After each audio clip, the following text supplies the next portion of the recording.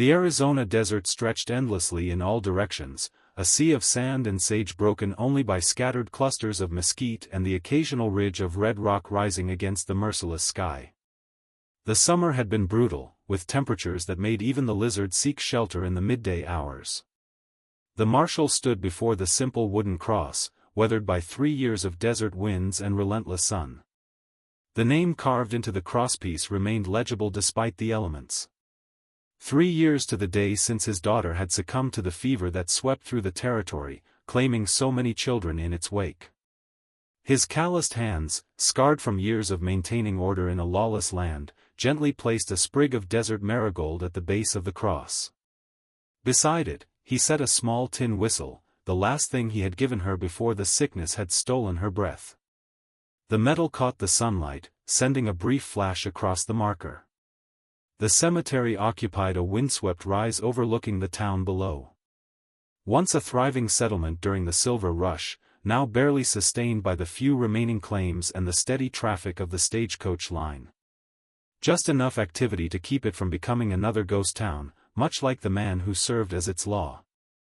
When he finally turned to leave, the sun had begun its descent toward the distant mountains. His tall frame cast a long shadow as he made his way back to his horse, shoulders bearing the weight of grief that had not diminished with time. The ride back was silent except for rhythmic hoofbeats and the occasional cry of a hawk circling overhead. As the town came into view, he noticed something unusual. A covered wagon parked near the Marshal's office, 2 figures standing beside it in the shade. Visitors seeking the law were not uncommon, but something about this scene made his gut tighten. As he drew closer, recognition came. The larger figure was the circuit preacher, a man who had ridden with him during the war, ministering to soldiers while the Marshal had kept order among the ranks. The preacher was one of the few who remembered that before he became the territory's most respected lawman, he had been a different man entirely, with a wife and daughter and hope for the future. The second figure was smaller. A girl, no more than 11 or 12, rail-thin with clothes that hung loose on her frame. The Marshal's jaw tightened. He didn't need to ask why they were here. The preacher had tried this before, bringing orphans and strays, as if filling the emptiness in his life would somehow heal what had shattered. The preacher called out as he approached, his voice carrying warmth that had long since drained from the Marshal's. The greeting went unreturned as he dismounted, tying his horse to the post. He nodded curtly toward the preacher, deliberately avoiding looking at the girl. The preacher introduced her, placing a gentle hand on her shoulder. She had been at the mission orphanage for about 6 months. Now the Marshal did look at her, if only briefly. She had dark hair that needed tending, falling into eyes that seemed too knowing for her young face. The child's gaze met his for just a moment before dropping respectfully. The preacher followed as the Marshal moved past them toward his office. The girl needs a place to stay, just for a few weeks while more permanent arrangements could be found. The Marshal stopped at the door, turning to face the preacher with undisguised irritation. This was not a boarding house. He could not help. There was something in the girl's expression then. Not hurt exactly, but quiet resignation suggesting she was well accustomed to rejection. It stirred something uncomfortable in his chest. The preacher suggested discussing this inside, his tone making it less question than gentle command. Reluctantly, the Marshal opened the door. The office was sparse. A desk, a chair, a gun rack on the wall, and a door leading to the living quarters in back. Against the far wall stood an old fiddle, gathering dust. The girl's eyes went immediately to the instrument, a flicker of interest crossing her face before she composed herself once more. Once they were alone in the corner, the preacher spoke in low tones. The girl was dying. The words hung heavy between them. She had a growth on her back. It was spreading. The mission doctor said perhaps 2 or 3 months remained. The Marshal felt cold spreading through his chest. His eyes darted to the girl, who stood with hands folded, gaze downcast. The preacher continued explaining how families who might have taken her had lost interest upon learning of her condition. No one wanted to open their hearts to a child they knew they would lose. The Marshal turned away, unable to meet the preacher's gaze. The mention that he, more than anyone, understood what the girl was going through felt like a physical blow.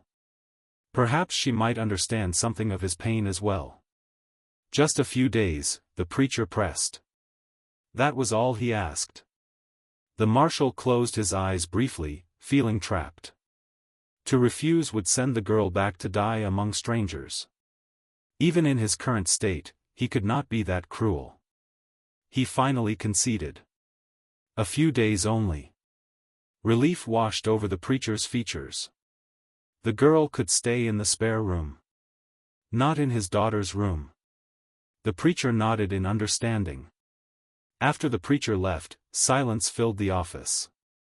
The Marshal and the girl stood awkwardly, neither knowing how to proceed.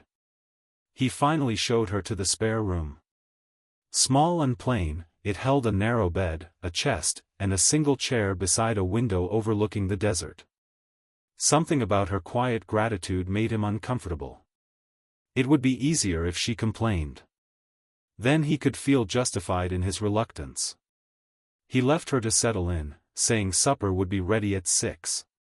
The first evening passed in awkward silence. He prepared a simple meal of beans and cornbread, setting a plate before her without ceremony. She ate slowly, taking small careful bites, movements measured as if conserving energy. When the meal finished, she insisted on helping with dishes despite his protest. She moved carefully, and he noticed how she occasionally shifted her weight, as if to alleviate discomfort. When the kitchen was clean, she stood uncertainly. He told her she could do as she pleased until bedtime. There were books on the shelf if she was interested. She selected one that had been his daughter's favorite, a collection of frontier tales. He felt a pang watching her settle into the chair by the window with the same book his child had loved. As dusk fell, he lit the lamps and busied himself with small tasks, trying not to watch as she read quietly. She seemed to sense the appropriate time to retire, closing the book carefully and returning it to its exact place. He listened to her light footsteps retreating, followed by the gentle click of the bedroom door. Only then did he exhale, unaware he had been holding his breath. Sleep did not come easily that night. He lay awake listening to familiar sounds. The creak of timbers cooling, the distant howl of a coyote, the whisper of wind through the desert sage. But now there was a new sound, too faint to identify clearly. After a moment he realized it was the girl moving in her sleep, perhaps trying to find a position that did not press against the growth on her back. Just a few days, he reminded himself. He could endure anything for a few days. Morning arrived with first light streaming through the east-facing windows. He rose as always, dressing quickly and making his way to start coffee. He was surprised to find the girl already up, standing at the window overlooking the dusty street. She turned at his entrance, greeting him politely, asking if she was in the way. He shook his head, somewhat taken aback by her early rising. She explained she liked watching the sun come up. There was something about the way she said it, as if each sunrise was precious, something to be savored rather than taken for granted. It was the perspective of someone who knew their sunrises were numbered. After breakfast, he explained he had duties to attend to. She could rest. But she shook her head. She would like to help if she could. She was stronger than she looked. He doubted this, but did not have the heart to refuse outright. Very well, but she would tell him if she got tired. They started with simple tasks around the office. She moved with surprising efficiency, clearly familiar with hard work. She approached each task with quiet determination, asking intelligent questions. It was when they moved to carrying water from the well that her condition became evident. She had insisted on helping, taking a smaller bucket. They were halfway across the yard when she suddenly gasped, the bucket dropping from her hands as she doubled over in pain. He was at her side instantly, old instincts taking over. She was bent forward, one hand braced against her knee, the other pressed to her lower back. She apologized for dropping the water. He dismissed the water as unimportant, carefully helping her stand upright. Inside, he eased her onto a chair, then asked to see her back, his tone leaving no room for argument. Reluctantly, she turned, allowing him to lift her shirt. What he saw made his breath catch. A large irregular swelling protruded from the right side of her lower back, the skin stretched tight and slightly discolored. He asked how long it had been like this.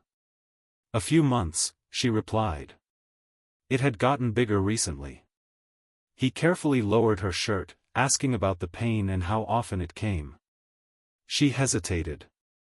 "Most days, but usually not this bad." She thought she had lifted the bucket wrong. He knelt to bring himself to eye level. What he saw in her eyes was not fear or self-pity, but stoic acceptance of someone trying not to be a burden. It was the same look his daughter had worn, trying so hard to spare him additional pain. She insisted she was not useless, that she could still help. She wanted to help. He recognized the plea behind the words. Not to be treated as if she were already gone. It was what his daughter had wanted as well. He conceded she could help with lighter tasks only, and she would rest when needed. Relief was evident in her expression. For the remainder of the day, he kept closer watch, assigning only the simplest duties.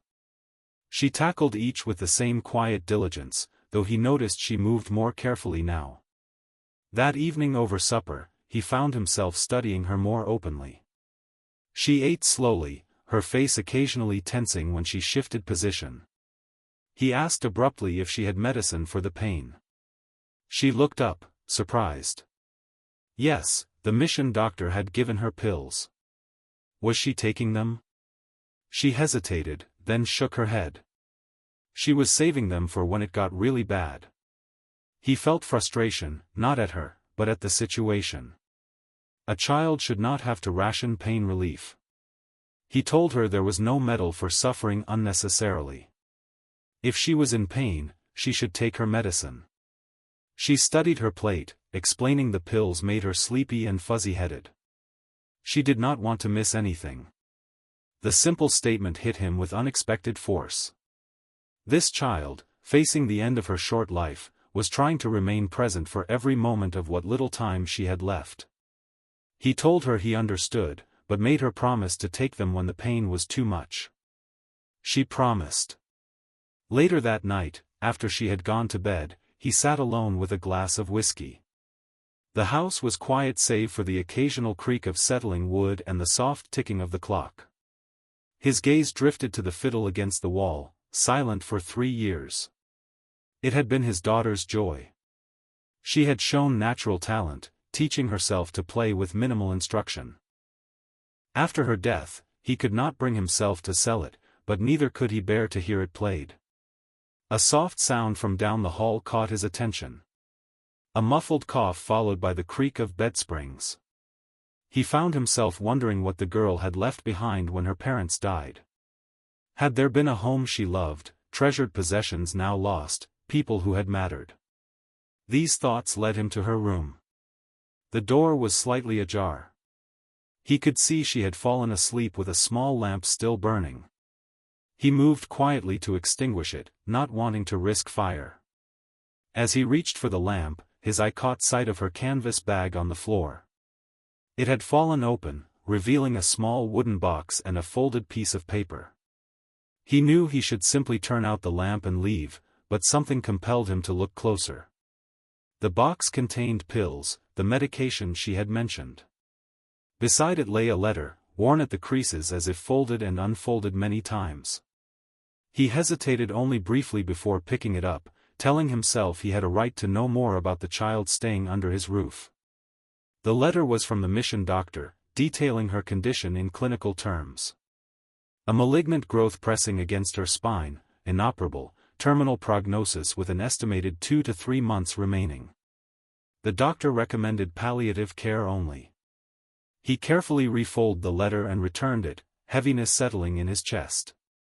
He looked at the sleeping girl, so small in the bed. In sleep, her face had lost its careful composure, revealing the child beneath. As he turned to leave, his boot nudged something under the bed. Bending down, he discovered a small journal. He should not look, he knew that, but curiosity overrode better judgment. What he saw made his blood run cold.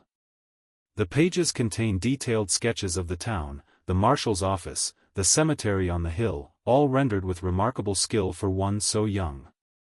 But it was the accuracy that disturbed him. The drawings showed details that could only have been observed firsthand, yet the dates in corners went back several months, long before her arrival.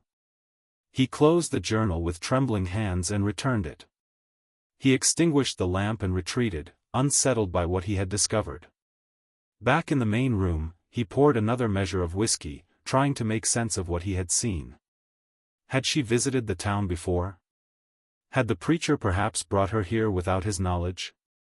From down the hall came the soft sound of coughing again, followed by a quiet whimper of pain. He found himself moving before consciously deciding, returning to her room with water and a troubled heart. The next few days established a routine. She would rise early, often before him, and they would share quiet breakfast before he made his rounds. True to his word, he assigned her only light tasks, and she accepted these limitations without complaint. In the afternoons, when the heat became intense, they would retreat to the relative coolness indoors. She would read or sit by the window sketching while he tended to paperwork or maintained equipment, always keeping a discreet eye on her. What he observed both impressed and troubled him. She bore her pain with dignity beyond her years, taking medication only when absolutely necessary. She approached each day with quiet enthusiasm, finding joy in simple things. A roadrunner darting across the yard, the pattern of clouds, the taste of fresh bread he had bought from the general store. On the fourth evening, as they sat on the small porch watching sunset paint the western sky in gold and crimson, she broke their comfortable silence, asking if anyone played the fiddle inside. The question caught him off guard. The instrument had stood untouched for 3 years. No, he answered, his voice rougher than intended. Not anymore. She seemed to sense the pain behind the brief reply. It was a beautiful instrument, she said carefully. She had never played one, but always wanted to learn. He looked at her, seeing the longing in her eyes. It would be easy to refuse, to keep the fiddle silent as it had been. But something in her expression, that same quiet acceptance she had shown about her condition, made refusal impossible. She could try it if she liked, he heard himself say, the words surprising him as much as they seemed to surprise her. Her face lit with genuine pleasure. Really? He would not mind? He would not have offered if he minded, he said more gruffly than warranted. They went inside as last light faded. He lit lamps while she approached the fiddle with reverent steps. She carefully lifted it from its stand, holding it as if it were something precious. It might be out of tune, he warned, suddenly nervous about the sound that had been absent so long. She nodded, then drew the bow across the strings. The note rang out clear in the quiet room. She tried another, then another, her face alight with wonder.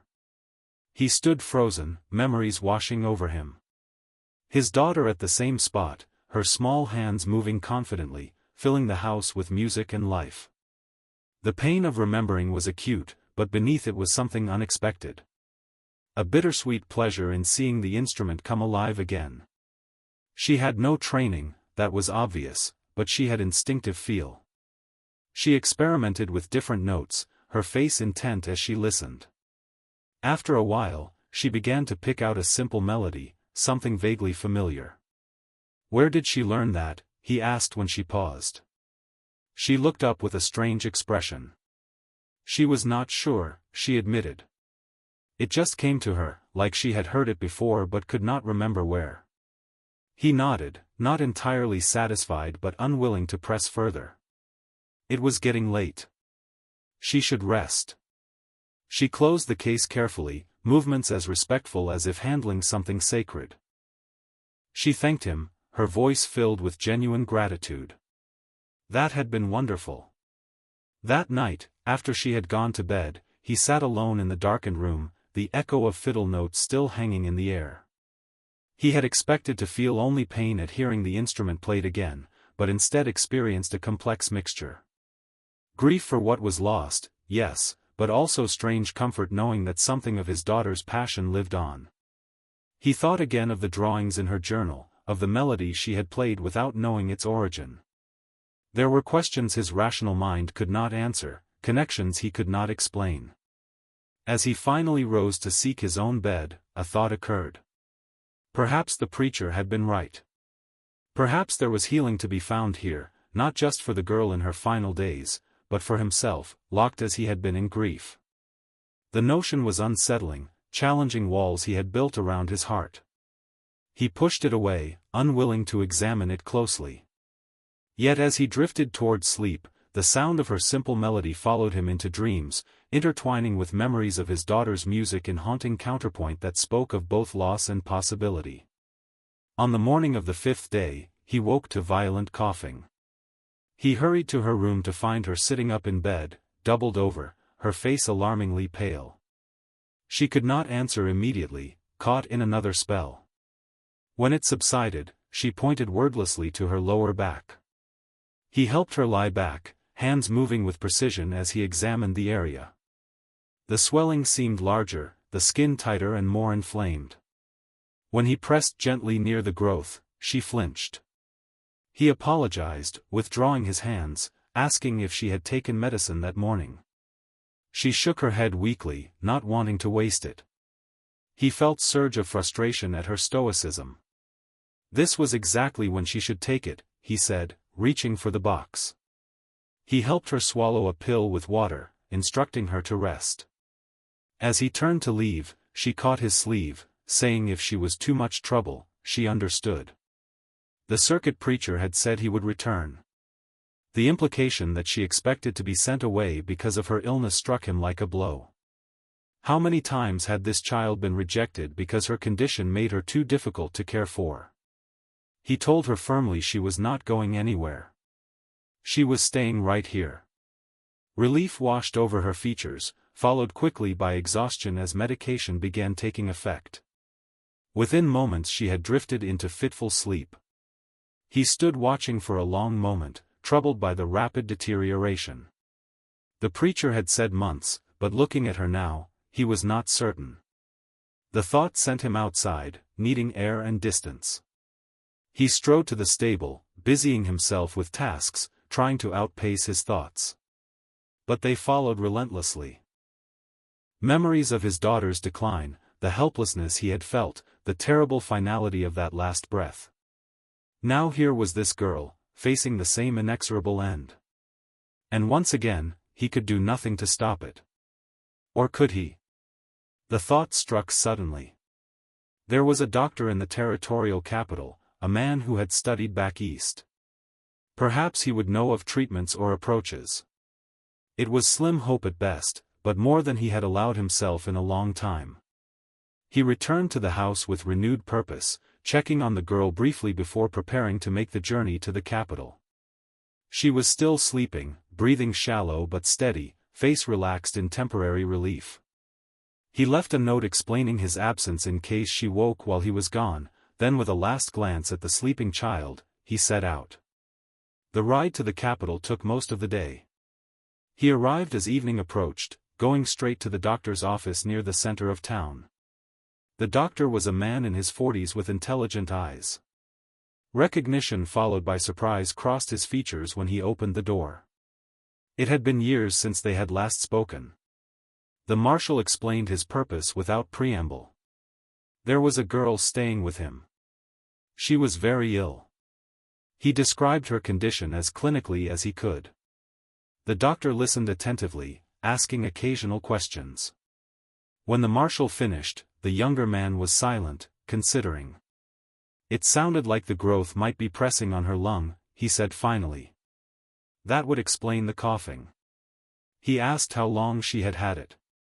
Several months, according to the mission doctor, who had given a prognosis of 2 to 3 months. That had been about 3 weeks ago. The doctor's expression grew grimmer. Without examining her himself, he could not say for certain, but from the description, it sounded like an aggressive malignancy. If it was already affecting her breathing, the prognosis might be even shorter than originally thought. The Marshal had expected this, but it still hit hard. Was there nothing that could be done? No new treatments? The doctor removed his spectacles, a gesture suggesting bad news. There had been experimental surgeries attempted back east, removal of such growths, but success rates were low and procedures extremely risky. Even if they could transport her, which would be difficult in her condition, the surgery itself might kill her. And if it did not, recovery would be brutal with no guarantee the disease would not return. The Marshal felt hope crumbling. So they just watched her die. The doctor's eyes softened with understanding. He was sorry, truly. But yes, at this point, making her comfortable was likely the kindest course. He could provide stronger pain medication and could make the journey to examine her if the Marshal wished. The Marshal nodded, momentarily unable to speak. He had known rationally there was little chance of different outcome, but some part had hoped desperately for a miracle. He accepted the offer of medication and examination with gratitude. As he turned to leave, the doctor spoke again, saying he remembered the Marshal's daughter. What happened was not his fault. Some battles could not be won, no matter the skill of those fighting. The words touched a wound that had never properly healed. Perhaps, was all the Marshal could say. But it did not make watching it happen again any easier. The doctor said he would come the following day if that suited. The Marshal thanked him and took his leave, stronger medication secure in his saddlebag. The return journey seemed longer. His mind was full of conflicting thoughts. Resignation to the girl's fate, determination to ease her suffering, and beneath it all, persistent question. Why had the preacher brought this particular child to him? Of all the orphans, why one whose condition so closely mirrored his daughter's illness? As the town came into view in the golden afternoon light, he was struck by how different it looked. Not the half-abandoned settlement it had become, but something more vital. For a moment he saw it as the girl might have in those mysterious drawings, a place of refuge. The thought stayed with him as he stabled his horse and approached the office. Would she still be sleeping? Had the medication provided enough relief? He entered quietly. The main room was empty, the note he had left untouched on the desk. He moved toward the hallway when a sound stopped him. Notes from the fiddle, hesitant at first, then forming a melody. He stood frozen, listening. The tune was simple but hauntingly beautiful, played with more confidence than she had shown before. It was familiar somehow, tugging at memory. He moved silently to the doorway. She sat holding the fiddle, her back to him, thin frame silhouetted against afternoon light. Her fingers moved over the strings with natural grace that belied lack of training. As he watched, the melody became more complex, developing into something that sent a chill down his spine. He knew this piece. It was the tune his daughter had been working on before she fell ill, something she had played over and over, refining until her hands became too weak. But his daughter had never completed it. The composition had died with her, unfinished and unplayed for 3 years. How could this girl possibly know it? She must have made some sound, for she turned suddenly, fingers stilling. Her face, pale from illness, flushed with embarrassment. She apologized hastily, saying she knew she should have asked before playing. Where did she learn that piece? He interrupted, his voice sharper than intended. Her flush deepened. She did not know, she admitted. She had had a dream about it. She saw someone playing it right here, a girl about her age. She hesitated, then added in small voice, asking if it was his daughter. The question hung in the air, laden with implications he was not ready to confront. How could she know about his daughter? Had the preacher told her, or was there some other explanation, something defying rational understanding?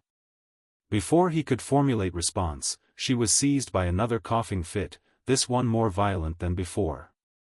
She doubled over, thin body racked with spasms, one hand pressed against her back. Medical instinct overrode all other concerns. He was at her side instantly, supporting her through the spell, noting with alarm the fleck of blood on her palm when she covered her mouth. When coughing finally subsided, she was left weak and trembling. He lifted her easily, too easily, and carried her to her room, settling her on the bed and propping her with pillows to ease breathing. He administered medication, helping her drink slowly. She grimaced at bitter taste but did not complain. He told her to rest, his hand lingering briefly on her forehead, checking for fever. The skin was warm but not alarmingly so. Her eyes, already growing heavy from medication, fixed on his face. Was she right, she asked, voice slurring slightly. About the girl playing fiddle? He hesitated, then nodded. Yes, he admitted. That was his daughter's composition. She was working on it before she died. A strange smile touched her lips. She knew it, she murmured, eyes drifting closed. She plays beautifully in her dreams. Within moments she was asleep, breathing still labored but less painful. He sat beside the bed for a long time, watching the rise and fall of her chest, mind struggling to make sense of what he had witnessed. The rational part insisted there must be logical explanation. Perhaps the preacher had told her, had described the unfinished composition. Perhaps she had overheard the melody somewhere else. But another part, one he had long suppressed, wondered if there might be connections in this world that science could not explain. Connections between souls, between hearts that had known similar pain. Between a father who had lost a daughter and a daughter who had never known a father. As light outside began to fade, he finally rose. Whatever the explanation for her knowledge of his daughter's music, one thing was increasingly clear. Her time was running out faster than expected. The blood in her cough suggested the growth might be invading her lung. And he, who had failed to save his own daughter, now faced prospect of watching another girl slip away. But this time, he resolved, she would not face death alone and afraid. This time he would be present, fully present, for whatever time remained. It was a commitment that terrified him, opening wounds he had spent 3 years trying to numb. But looking at her sleeping form, so vulnerable in gathering darkness, he knew he could do nothing less. He lit the lamp on the bedside table, adjusting it so light would not disturb her. Then pulling the chair closer, he settled in for the night watch, prepared to be there when she woke, whether in pain and fear or simply in need of reassurance that she was not alone. Outside the window, first stars appeared in darkening sky, silent witnesses to the quiet vigil of a man who had closed his heart to the world, now opening it once more to a dying child who had somehow found her way to this place. Dawn broke over the desert hills, painting the sky in delicate shades of pink and gold. The Marshal stood at the window, watching sunrise while the girl slept fitfully. He had remained at her bedside through the night, dozing occasionally but waking at every sound of distress. The medication had provided relief for several hours, but as its effects waned, her pain had returned, manifesting in small whimpers and restless movements.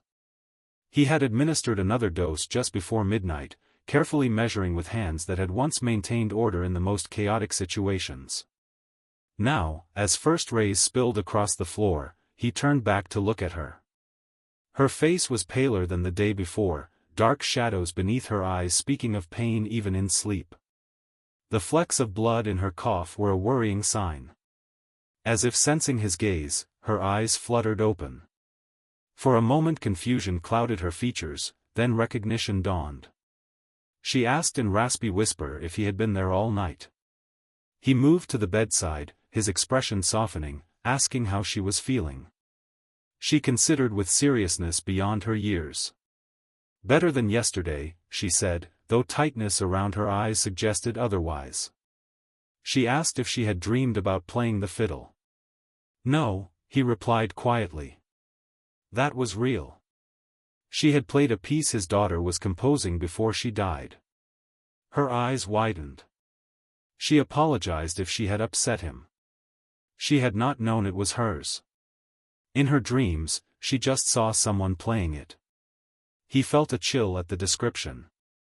His daughter had indeed had fair hair, lighter than this girl's dark locks.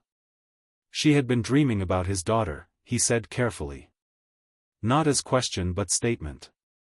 She nodded, expression earnest. For months, even before the preacher brought her here.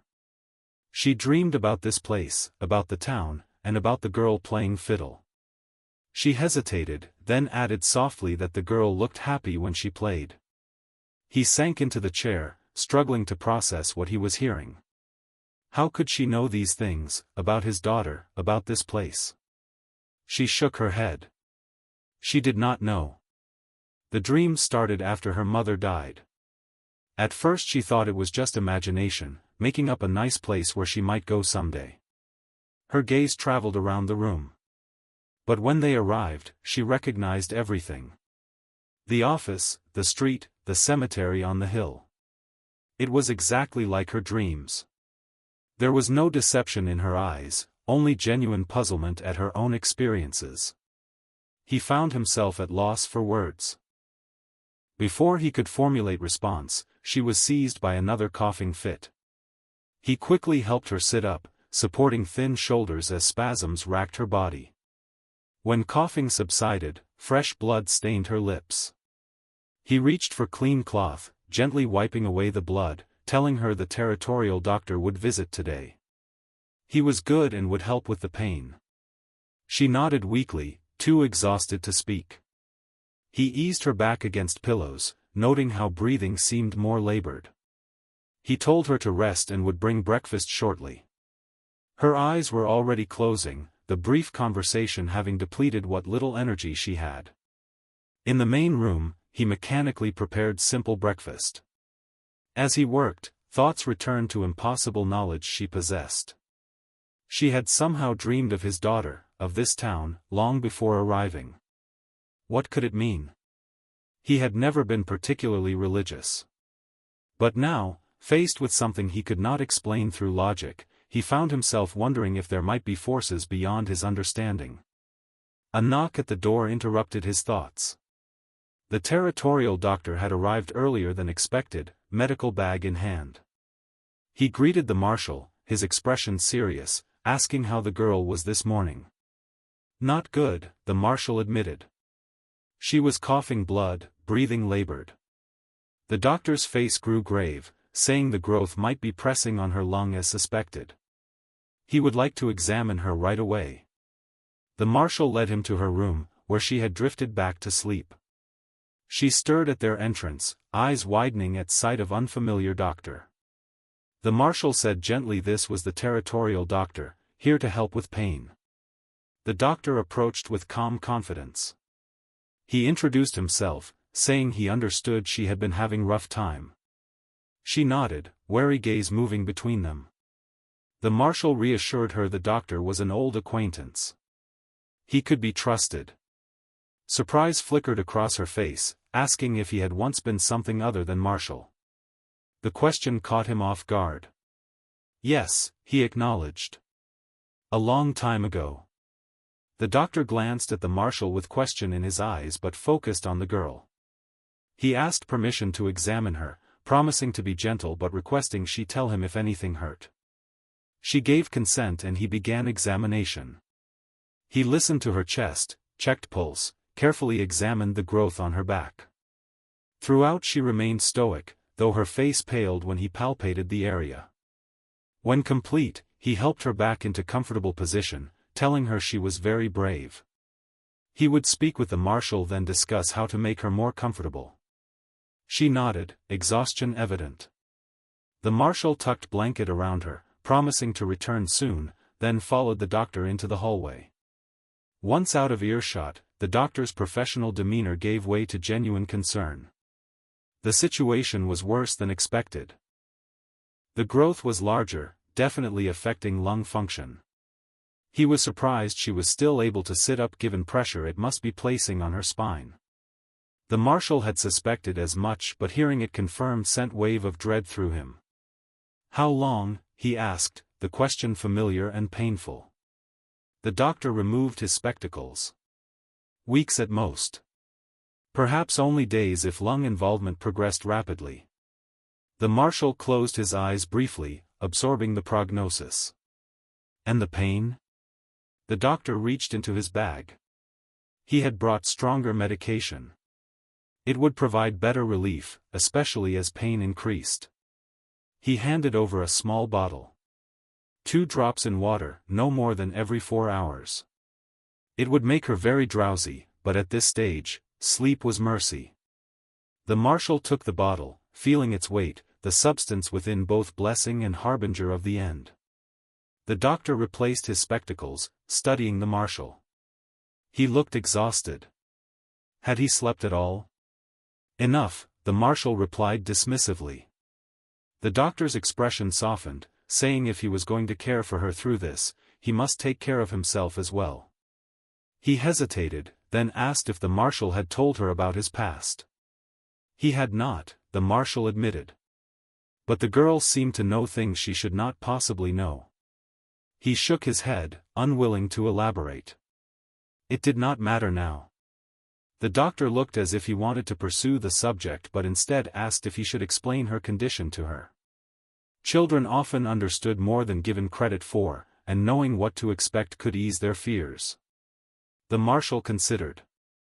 She had shown remarkable maturity about her illness thus far, facing it with courage that humbled him. Yes, he decided, but he would be present. She should know she was not alone. They returned to find her awake, gaze fixed on window where a hawk had perched outside. She turned as they entered, ghost of smile crossing pale features, commenting the birds here sang differently than at the mission. Sweeter somehow. The simple observation, made in face of such suffering, struck the Marshal deeply. This child with so little time left was still finding beauty in the world. The doctor pulled chair close, sitting at eye level. He said gently he would like to talk about what was happening with her body. Was that all right? She nodded, expression solemn. It was getting worse, was it not? The doctor did not sugarcoat truth. Yes, it was. The growth was pressing against her lung, which was why she was coughing and finding it harder to breathe. She absorbed this with remarkable calm, then asked directly if she was going to die soon. The question hung in air. The Marshal, standing at foot of bed, felt his throat tighten. The doctor met her gaze steadily. Yes, he believed so. He was very sorry. She was quiet for a moment, processing confirmation of what she had likely already suspected. How long did she have? It was difficult to say exactly, the doctor replied. But likely not very long. Weeks perhaps. She nodded thoughtfully rather than fearfully. She thanked him for telling her the truth. The doctor reached out, placing gentle hand on hers. They would make sure she was not in pain. And she would not be alone. Her eyes moved to the Marshal, a question in them she did not voice aloud. The Marshal found himself moving to bedside, surprising himself when he took her other hand. She would stay here, he said firmly. This was her home now. For as long as she needed it. Relief washed over her features, followed by gratitude so profound it was almost painful to witness. She thanked him, voice barely whisper. After administering first dose of stronger medication, they left her to rest, the drug quickly drawing her into deep sleep. In the main room, the doctor gave additional instructions, promising to return in few days. As he prepared to leave, he paused. The Marshal was doing good thing. That girl would be facing this alone if not for him. The Marshal shook his head. He was doing what anyone would do. No, the doctor countered. He was not. Most would have sent her back at first sign of serious illness. He was giving her a home, a place to face what was coming with dignity. After the doctor's departure, the Marshal returned to her room, settling into chair beside bed. She slept peacefully now, medication granting temporary reprieve. In sleep, with face relaxed and breathing steady, she looked younger, more vulnerable. A child who should have had years ahead, not days. He found himself thinking of his daughter, of similar vigil he had kept. The parallels were undeniable. Yet there was something different this time. With his daughter, he had railed against fate, had exhausted himself trying every possible remedy, refusing to accept inevitable until very end. With this girl, there was strange sort of acceptance from beginning.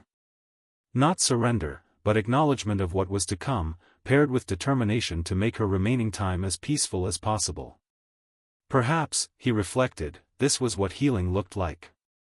Not return to what had been before, but new way of carrying pain, one that allowed for both grief and grace. The days that followed established new routine. Her condition continued to deteriorate, but slowly enough that she still had periods of wakefulness and relative comfort between dozes. During these times, he would read to her, help her to window so she could watch activities of the town, or simply sit with her, sometimes talking, sometimes sharing companionable silence. On third day after the doctor's visit, she asked question that had clearly been on her mind. She asked about his past, before he became Marshal. He was surprised by request. He rarely spoke of those days. But looking at her earnest face, he found himself unable to refuse. It had been difficult, he began, choosing words carefully. There had been a war, and he had tried to maintain order when everything was chaos. But he had helped people, she said. He had kept them safe. He nodded slowly. Some, yes. Not as many as he would have liked. She asked if that was why he became Marshal afterward. To keep helping people. Partly, he admitted. After seeing so much lawlessness, he thought he could make difference by bringing order. But then his daughter got sick, she said softly, understanding dawning. Yes, he said, word barely audible. And all his efforts, all his determination could not save her. She was quiet for a moment, absorbing this. Then she asked hesitantly if he thought that was why she was here. So he could make peace with that. The question was so unexpected, so insightful, that he found himself momentarily speechless. This child, facing her own mortality, was somehow able to see connections he himself had been blind to. He did not know, he answered honestly. But he was beginning to think nothing happened entirely by chance. She smiled at that, genuine smile that lit her thin face. In her dreams, she said, the girl with the fiddle was trying to finish her song, but could not quite get ending right. She thought that was why she was here. To help finish it. The statement should have seemed nonsensical, product of child's imagination or medication's influence. But something in her tone, in certainty with which she spoke, gave him pause. Would she like to try, he found himself asking. To play fiddle again. Her eyes brightened. Could she? She was not sure she could walk that far today. He could carry her, he offered, surprising himself with suggestion. The joy that spread across her face was answer enough. With careful movements, he lifted her from bed, alarmed at how light she had become. Her arms went around his neck, body trembling slightly with weakness, but expression eager. He carried her to main room, settling her gently on chair by the fiddle. Her fingers, thinner now but still nimble, caressed the instrument with reverence before beginning to play. The melody that emerged was his daughter's composition. But as she continued, the music evolved, moving beyond point where his daughter had always stopped, developing into something new yet harmonious with what had come before.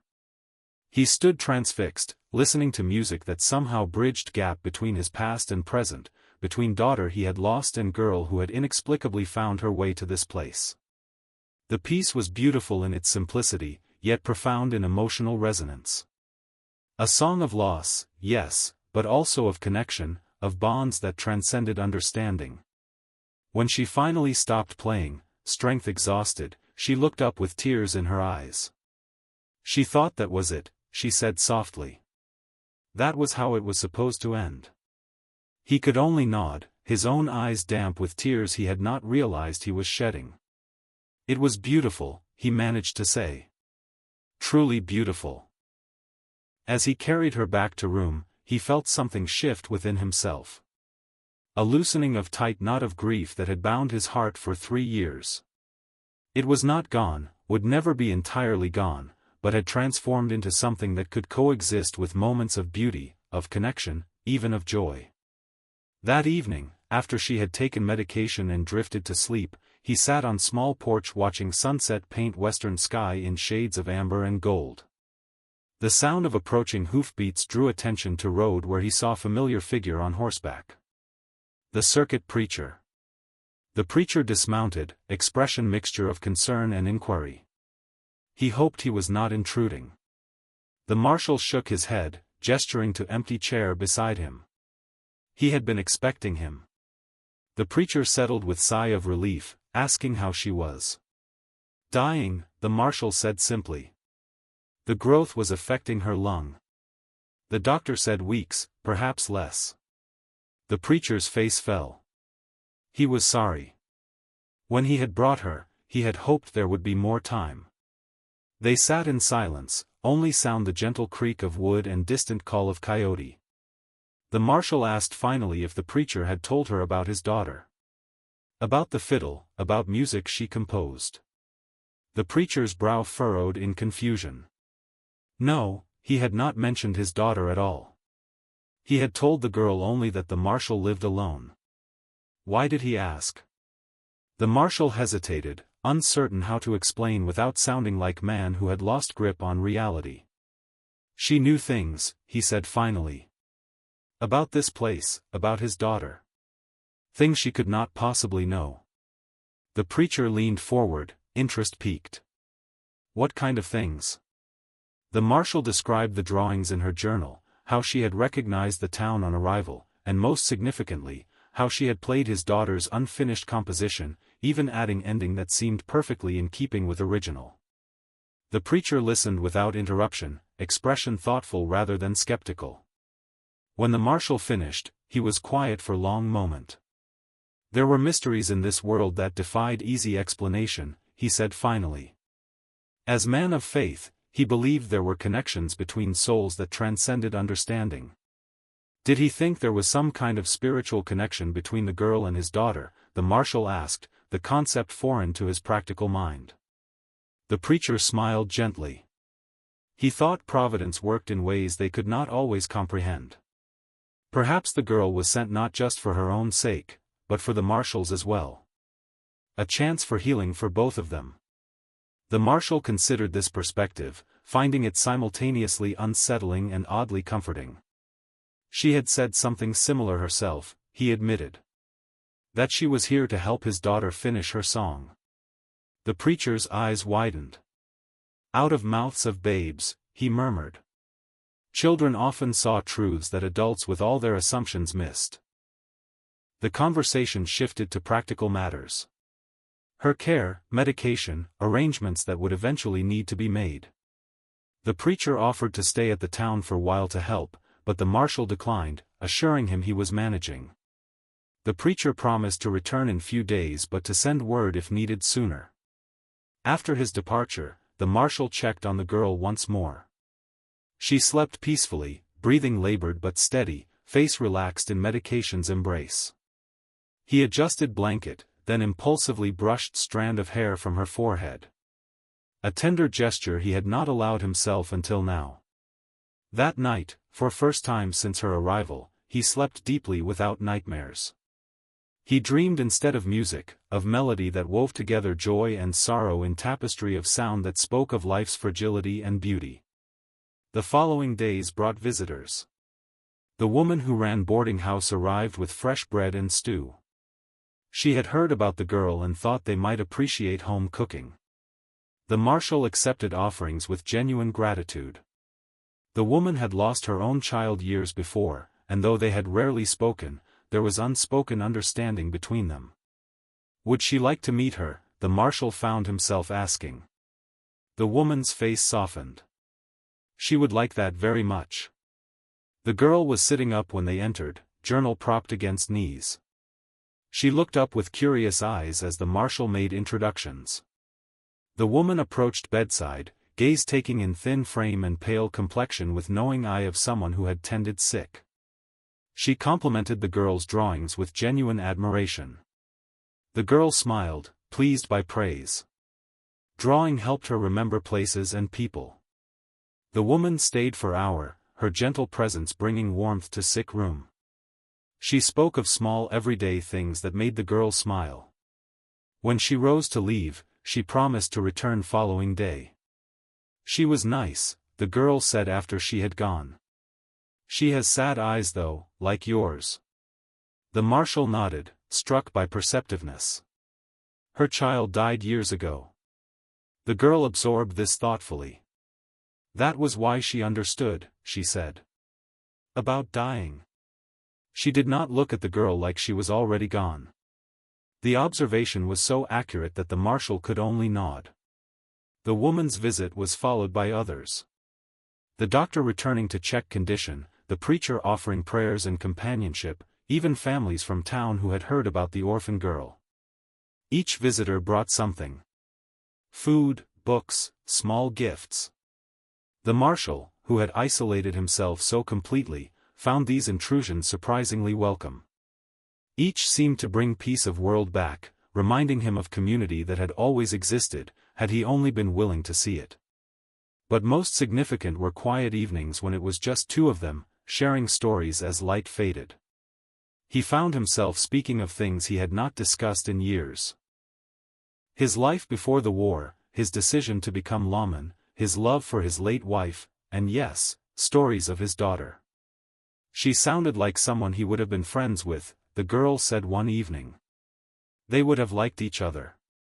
He thought so too, he agreed, surprised to find thought brought comfort rather than pain. In return, she shared her own stories. Of her mother who had taught her to read before illness overtook her. Of small ranch where they had lived, of her time at mission where she had been largely overlooked due to quiet nature. Her mother used to say still waters run deep, she told him. Just because someone was quiet did not mean they did not have a lot going on inside. Her mother sounded wise, he observed. She nodded, expression momentarily distant with memory.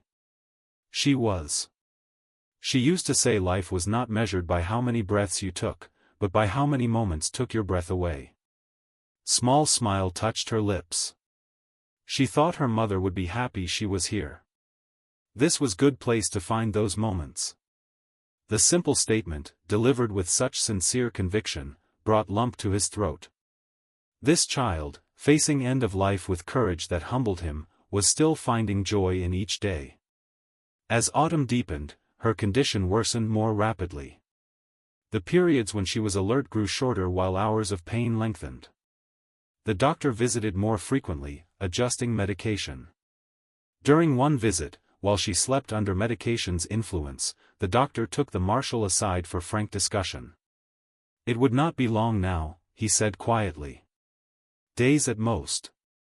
Her body was beginning to shut down. The Marshal nodded, having observed signs himself. Was she suffering? The doctor considered carefully. With medication, physical pain was controlled. As for rest, he sighed. She was more at peace than many adults he had seen facing death. This aligned with the Marshal's observations. Even as body failed, she maintained serenity that transcended circumstances. After the doctor left, the Marshal sat beside her bed, watching labored breathing. The room was quiet save for ticking clock and occasional rustle of curtains. She stirred, eyes opening slowly. She asked in barely audible voice if they could go outside. Just for a little while. She would like to see stars.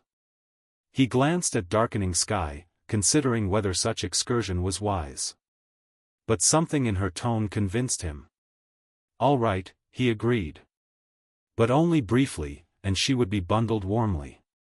Her face brightened with smile. With gentle care, he wrapped her in blanket and lifted her.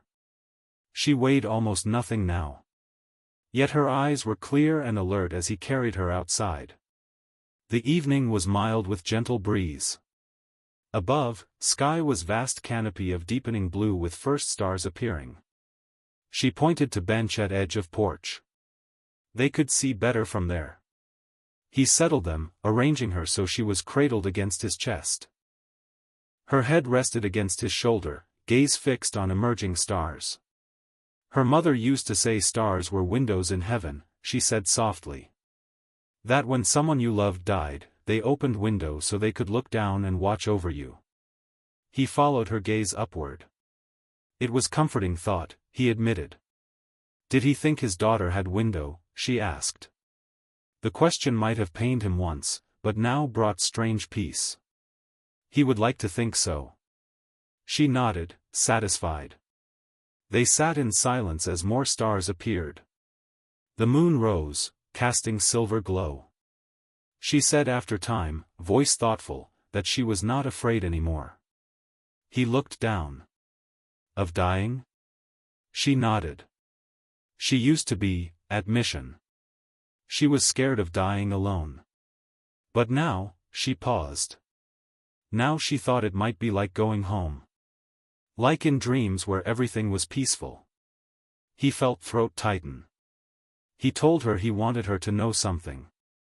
These past weeks, having her here, had meant great deal. She looked up, eyes reflecting moonlight. Even though she was dying? Especially because of that, he admitted. She had shown him how to live again.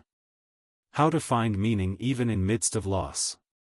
Smile spread across her pale face, smile of such genuine happiness it transformed her features. She asked hesitantly if she could ask something. Anything, he replied.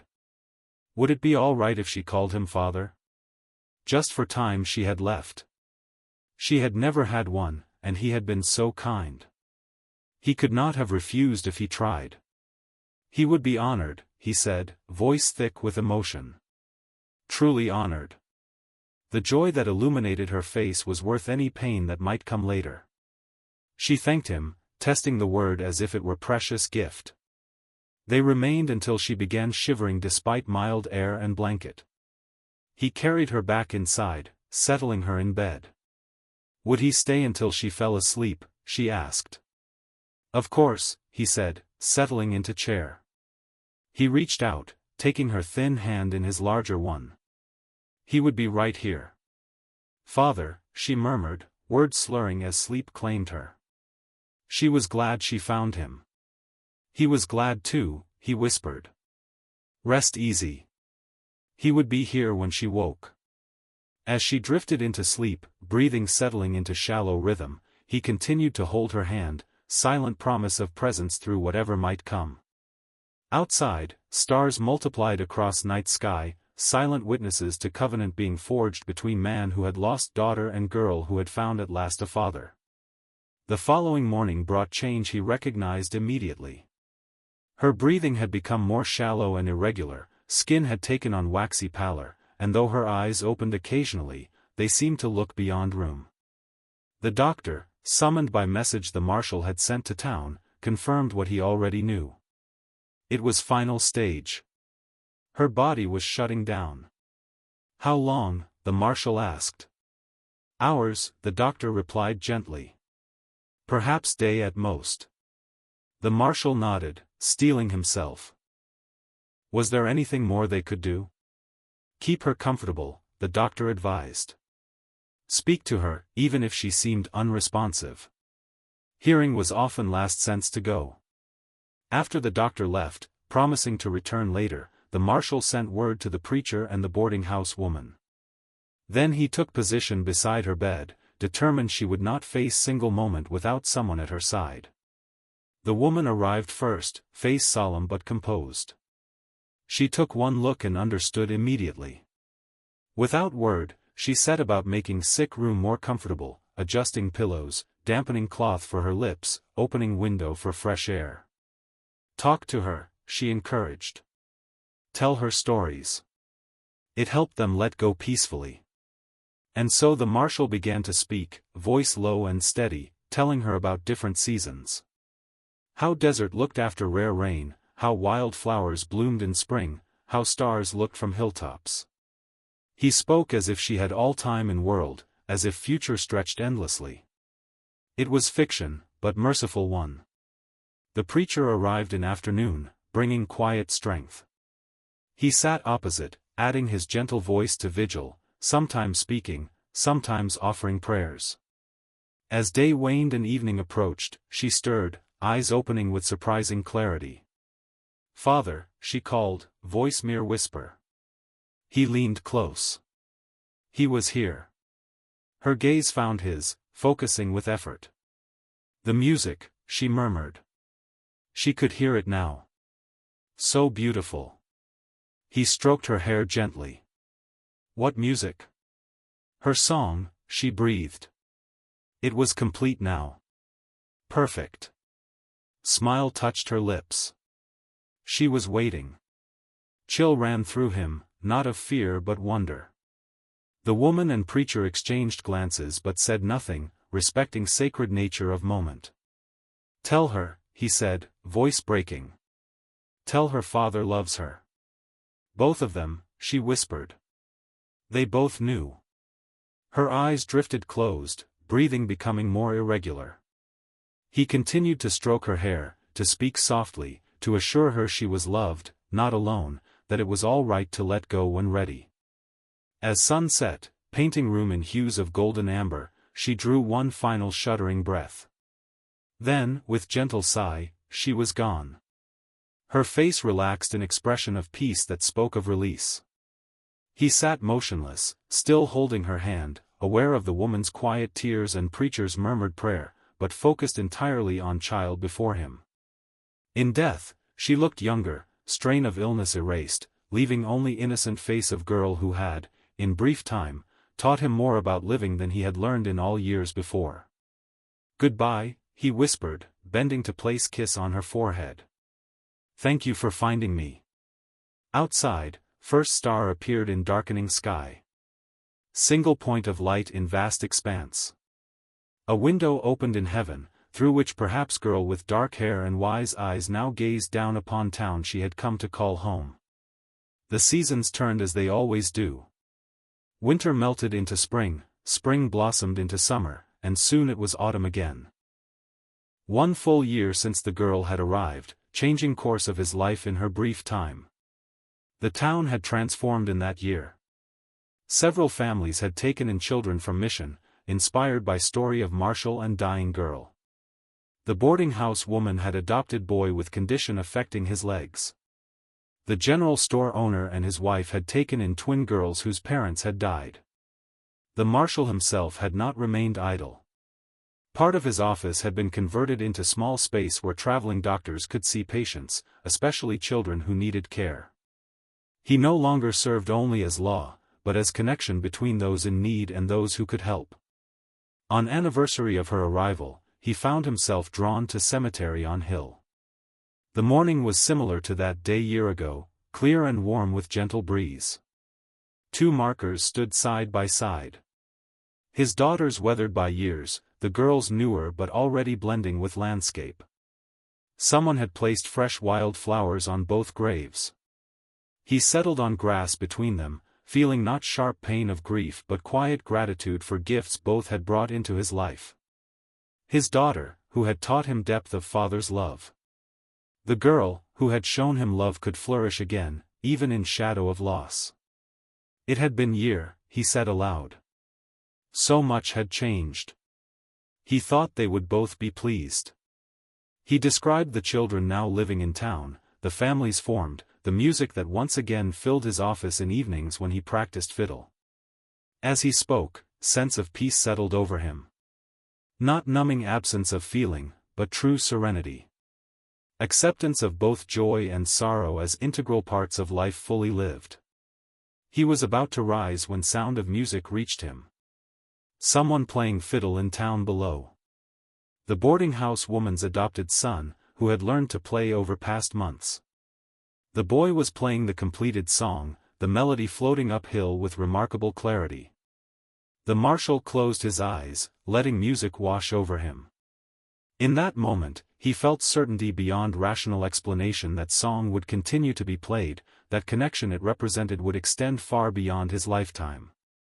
Some legacies were not measured in material possessions but in ripples of influence spreading outward, touching others in ways that could never be fully traced. His daughter and the girl, 2 souls who had never met in life, had created such legacy.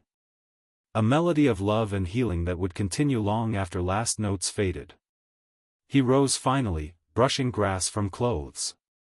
Below, music had paused, then began again. Life continued with all its challenges and sorrows, its unexpected joys and connections. As he made his way back downhill toward town, toward work that fulfilled him, toward future that awaited, he carried not just memories of what had been lost, but living presence of what had been found. A purpose larger than himself, connections created by choice rather than circumstance, and abiding knowledge that some songs, once begun, never truly end. The song was finished now, but its echoes would continue to shape his life in ways he was only beginning to understand. A melody of love and loss, of grief and healing, of endings that become new beginnings. A summer's last song that carried within it seeds of all seasons yet to come.